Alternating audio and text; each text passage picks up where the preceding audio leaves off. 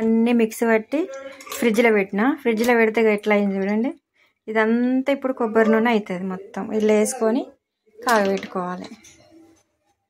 మొన్న అన్ని బోనాల పండుగ కొట్టిన కాయలన్నీ ఇట్లా తీసి చిన్న చిన్న ముక్కలు కోసి ఫ్రిడ్జ్లో పెట్టినాము. రాత్రి పెట్టినాము, తెల్లారి వరకు ఇట్లా అయింది చూడు, పన్నీర్ అయినట్టు అయింది. దీన్ని అంతా ఇప్పుడు వేడి చేసుకోవాలి. కొబ్బరి నూనె అవుతుంది.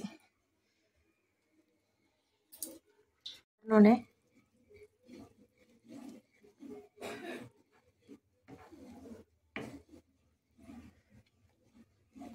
సేమ్ పాలమిగడ చేసుకున్నట్టే. ఇగో నూనె అంతా పైకి వస్తుంది చూడండి, కొంచెం కొంచెం. ఇది అవడం కానీ పొయ్యి అంతా ఖరాబ్ అవుతుంది మొత్తం. ఇక నూనె మొత్తం వస్తుంది.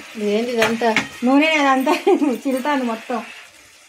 చేసుడేమో కానీ డబల్ పనే ఉన్నది. నూనె తయారైతుంది కదా మంచిగా. ఎంత మంచిగా వచ్చిందో. ఇక దీన్ని ఉడగట్టుకొని నెత్తికి పెట్టుకోవడం ఇష్టం లేకపోతే దీపాలన్నా పెట్టుకోవచ్చు. ఇక ముందే వానలు పడుతున్నాయి, కొబ్బరిలన్నీ ఖరాబ్ ఒకటి ఏమొస్తాయి, ఖరాబ్ అయితే ఇట్లా నూనె చేసుకుంటే దేవుడి దీపం అన్నీ వస్తుంది.